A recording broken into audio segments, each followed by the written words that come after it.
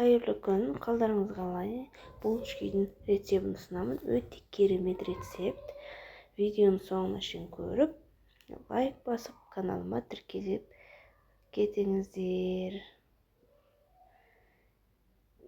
Бір кесе қайнап тұрған су, бір кесе сүт, бір чайный ложка дрожжи, бір кесе кішкентай пиаламен қант. Екеуін жақсылап тұрып вилкамен араластырып аламыз. Тұзды өздеріңіз қалаларыңызша қоссаңыздар да, қоспасаңыздар да болады. Осылайынан қосып, вилкамен жақсылап тұрып араластырып аламын екеуін.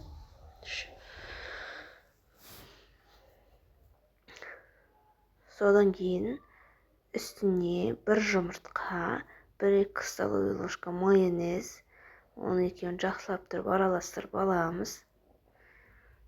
Қонақ келгенде, тойларға пісірсеңіздер өте керемет болып шығатын булочки.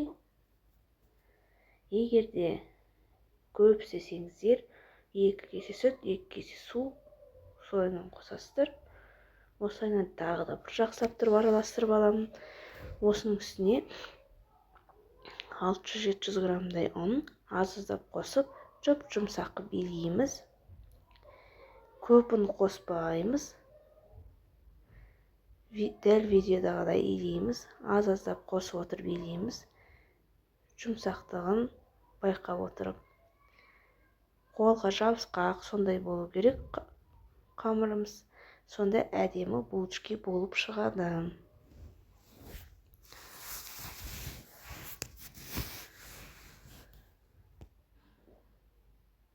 Өте керемет болып шығады. Енді кішкене ұн салғаннан үстіне 2 столовый ложка сұйық май. Осыны тағы бір араластырып, үстіне тағы ұнымызды қосамыз.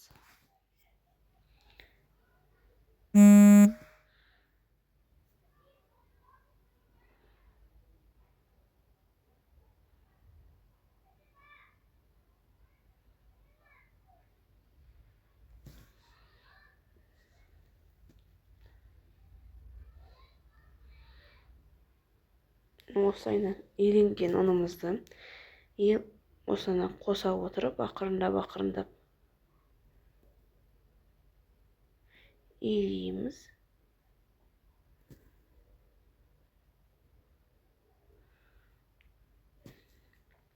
Менде мына жерде точно айта алмаймын, қанша грамм екенімді. Примерно 700 грамм, 800 граммдай кетеді. Ұндарыңызға байланысты ақырындап қосып, жұмсақ билейміз. Нан қатты болып кетпеу керек. Қатты болса, ортасы тығыздалып қалады. Қайтадан үстіне осылайынан қосып,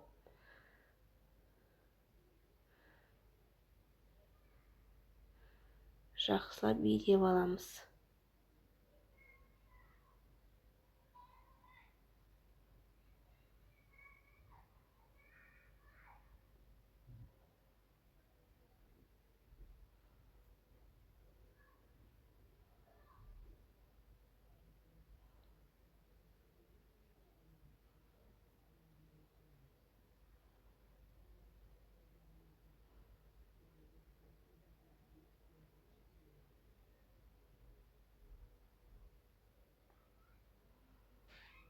Осылайынан болды.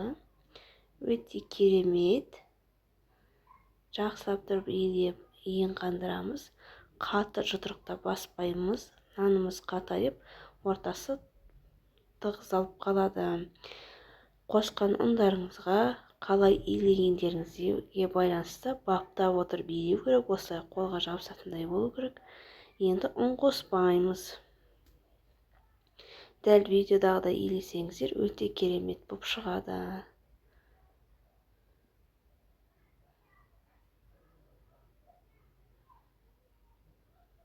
Енді міне қолға жабысқақ қой.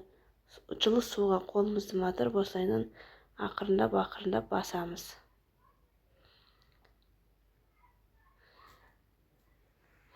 Бетін жауып, 1 сағатқа қоямыз. 1-1,5 сағатқа.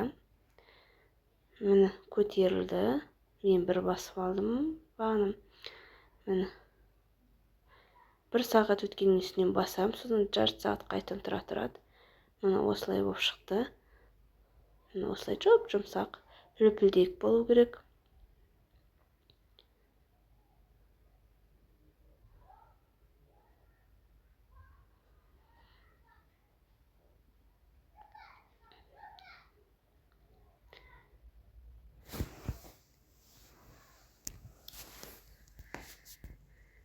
Енді ұнымызды столға осылайынан жаямыз. Дәл видеодағыдай. Содан кейін нанымызды екіге бөліп,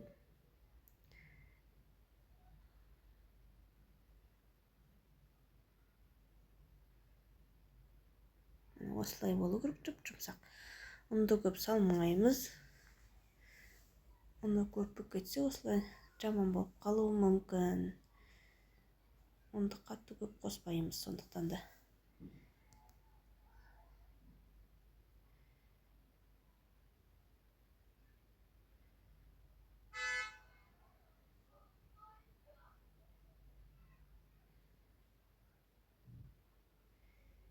Енді осылайынан ортасынан бөлеміз бір.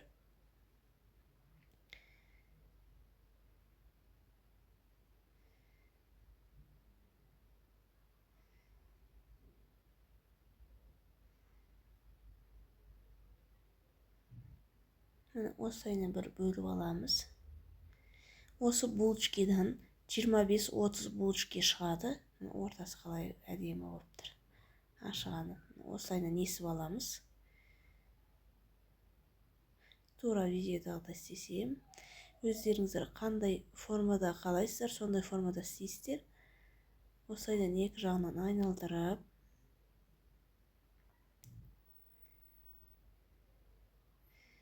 айналады. Содан осылайынан айналдырып, осылайынан домалақ қып істейміз.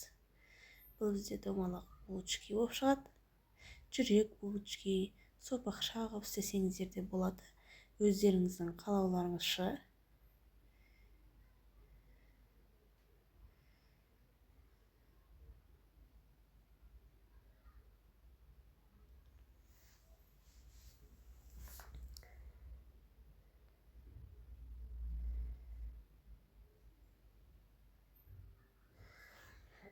Осылайынан айналдырып. Мынау екінші түрі менде. Осылайынан істеп, осылай ұзыншақ болып шығады. Мынау астында тұрады, мынау беті. Енді мына осылайынан 20 минутқа қоя тұрамыз. 20 минут тұрды. Енді бетіне жұмыртқаның сарысын жағамыз. Осындай силиконовый щеткамен.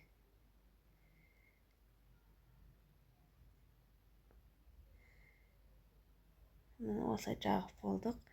Енді осының үстіне біз күнжутымызды себеміз. Күнжут, мак, қант болсын, қайсысын қалайсыздар, соны себесіздер.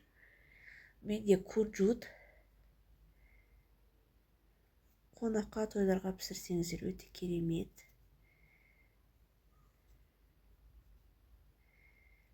Мына осындай күнжут себеміз.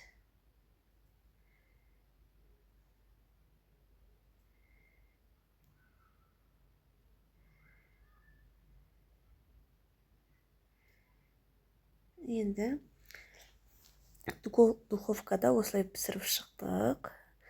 Бір 15-20 минут пісті менде.